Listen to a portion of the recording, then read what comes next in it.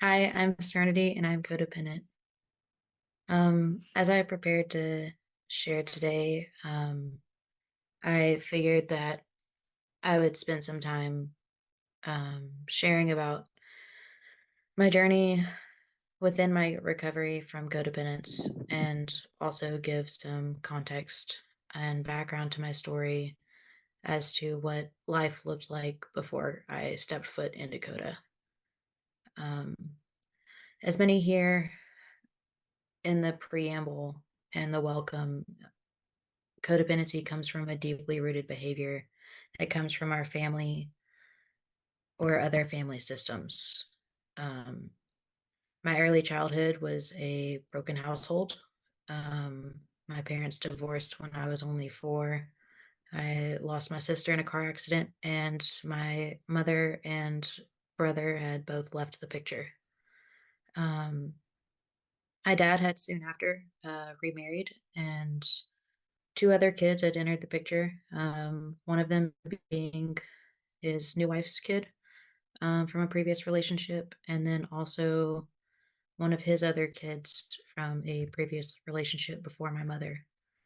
Um, we became a mixed household, and it wasn't always the easiest or the healthiest, but they tried, and they did try. My stepmom later became my actual mom through adoption, and she helped raise us up into this day. All of us got adopted by the opposite parent, making us all fully related and one big blended family. And my parents and really the entire family that was in my life growing up was strong in their faith and religion, and I followed suit in the whole faith deal, and my parents had created that they have created and formed for us. I grew up with the good role models within uh, the older generations in the family, as well as in people within the church community. Um, and I always strived for perfection. I did see paths, and I saw the paths and the mistakes that my biological parents had made and my 2 older siblings had made, and I became determined to be the one to do all things right and in the right order. I was set up and expected to be the valedictorian in my class, and I was expected to graduate, go to nursing school, and get a degree in nursing. I was set up to succeed, or that's what everybody had thought. That's even what I thought. But little did I know about this thing called trauma and how it would one day come back to cause me to struggle. Um, Even with good role models and solid faith, I still had trauma, and I didn't realize how much it even began to affect me until high school. Not only did I have the trauma from the divorce and the accident and no contact with my mother and brother, but I also dealt with abuse that no one knew about. Just me and my abuser. I was threatened to not say anything, and in the moment when I was asked if anything was going on, I denied everything out of pure fear of my abuser and not knowing the extent of how bad I would have been hurt if I had spoken up. So I stayed silent, and the abuse continued. And even after it stopped, I still stayed silent out of fear.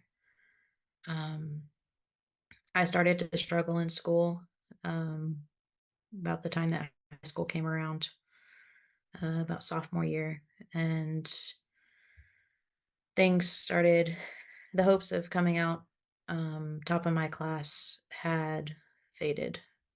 I started having visible issues with my mental health to the extent of suicidality, and I sophomore year started my journey in therapy. Um, I continued to struggle, and I had made some progress, but I had still stayed silent about my biggest trauma, as the therapy that I was going through at the time was more so talk therapy and just getting through everyday life and not so much trauma work. Um, I still at the time did not really know what trauma was. And um, the truth of the abuse finally came out my senior year of high school, 10 years after it had happened for the first time.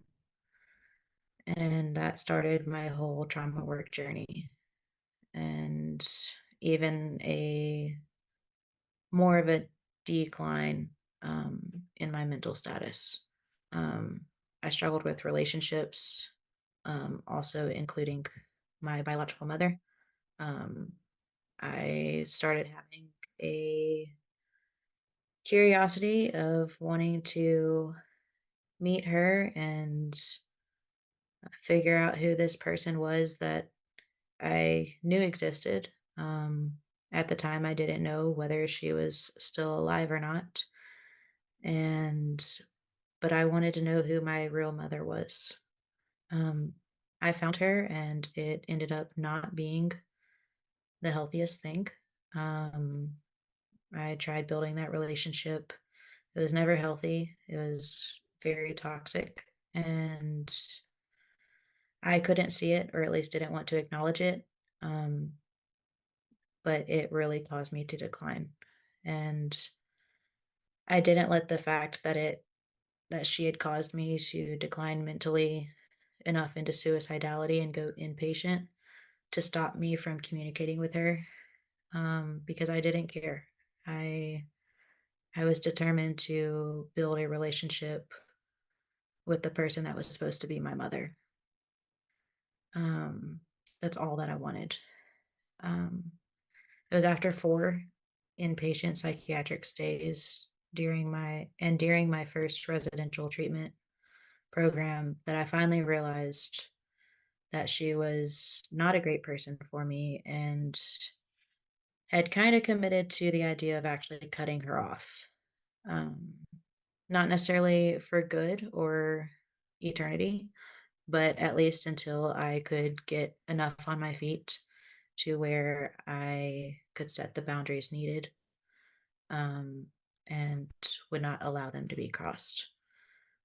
So I cut her off, and it went well for a little while. I completed the treatment program, went back home, continued life. Um, didn't make it very far. I made it about 4 months before I got back to where I mentally needed treatment again. Um, I, through the process of going back residential, stepping down to outpatient, having a crisis, having to go inpatient, and then back to outpatient, all under a 6-month time span.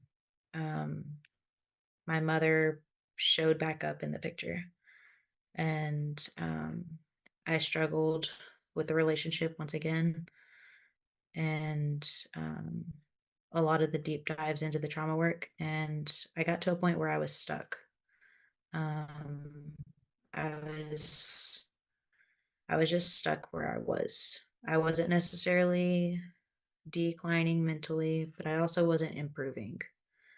And I didn't really know what to do anymore. Um, I thought I had finally found the treatment plan for me, and but it wasn't doing anything else.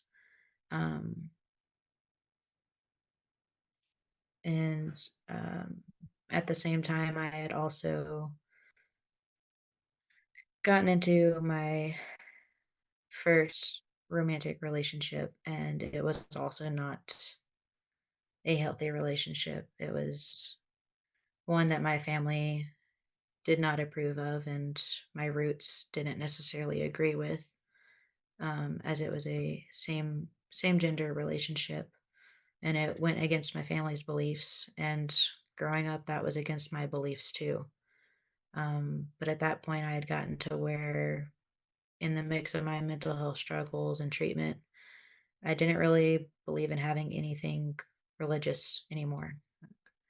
Um, in all of that, I found a way to express the stuck feeling that I had with one of the therapists at the outpatient groups and the different situations that I felt stuck in.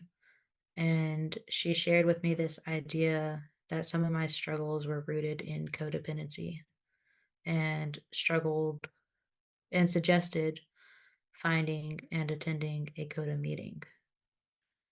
I'd never really heard of the word codependency or being codependent on something or anyone before. And she sent me a lot of info about CoDA, and she sent me to the website. I didn't quite agree with it at first. I didn't really know what to think at first. Um, but I was at the point that I figured what could it hurt if I tried? Um, I mean, I didn't think it could do me any harm. So before the meeting, I I went and I found a meeting. Before I went, um, I looked through all the materials that she had sent me. I reached out to the person that was the chairperson at the meeting, and I showed up. And when I went, I only spoke up to say my name and that I was a newcomer. And I sat there listening to others share, contemplating in my head whether CoDA was what I needed or if I was even codependent.